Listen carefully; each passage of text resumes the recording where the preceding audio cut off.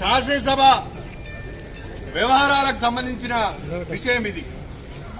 Legislative affairs minister Sridhar Babu గారు మనం శాసనసభను ఉందాగా నడుపుకుందాం, శాసనసభలో మంచి ఎగ్జాంపుల్స్ సెట్ చేద్దామని ఆయన చెప్పిన తర్వాత మళ్ళీ ముఖ్యమంత్రి గారు ఆ పార్టీకి చెందిన సభ్యులు అసభ్య పదజాలాన్ని ఉపయోగిస్తున్నారు. దీన్ని మాట్లాడదామంటే, దీనిపైన మా వివరణ ఇద్దామంటే మా గొంతు నొక్కారు శాసనసభలో. గత్యంతరం లేని పరిస్థితులలో బయటికి వచ్చి కనీసం మీడియా పాయింట్ దగ్గరనైనా లోపల ఏం జరిగిందో చెప్పుకుందామంటే ఇక్కడ ఇనుప కంచెలను పెట్టారు. చాలా గొప్పగా ప్రగతి భవన్ ముందట ఇనుప కంచెలను తొలగించాం, స్వేచ్ఛా వాయువులను ప్రజలకు ప్రసాదించామని చెప్పారు. శాసనసభ్యులకే గతి లేదు. ఇక్కడ శాసనసభ ప్రాంగణంలో శాసనసభ్యులు తినడానికే అనేక రకాలైన ఆంక్షలు, ఇక్కడ కంచెలు. ఇంకా చెప్పుకోవడానికి సిగ్గు లేకుండా మేము బ్రహ్మాండంగా స్వేచ్ఛా వాయువులను ప్రసాదించామని చెప్తున్నారు. దీన్ని మేము తీవ్రంగా ఖండిస్తున్నాం. తెలంగాణ ప్రజలు కూడా గమనించవలసిందే నేను కోరుతున్నాను. గౌరవ ముఖ్యమంత్రి గారు గాని సభ్యులు గాని సభా సాంప్రదాయాలను పాటించడం లేదు. ముఖ్యమంత్రి గారు మేము చెప్పలేని భాషలో సభలో రికార్డ్స్ లోకి పోయే విధంగా ప్రతిపక్ష నాయకుడి గురించి మాట్లాడుతున్నాడు.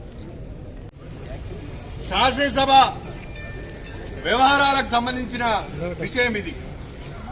Legislative affairs minister Sridhar Babu గారు మనం శాసనసభను ఉందాగా నడుపుకుందాం, శాసనసభలో మంచి ఎగ్జాంపుల్స్ సెట్ చేద్దామని ఆయన చెప్పిన తర్వాత మళ్ళీ ముఖ్యమంత్రి గారు ఆ పార్టీకి చెందిన సభ్యులు అసభ్య పదజాలాన్ని ఉపయోగిస్తున్నారు. దీన్ని మాట్లాడదామంటే, దీనిపైన మా వివరణ ఇద్దామంటే మా గొంతు నొక్కారు శాసనసభలో.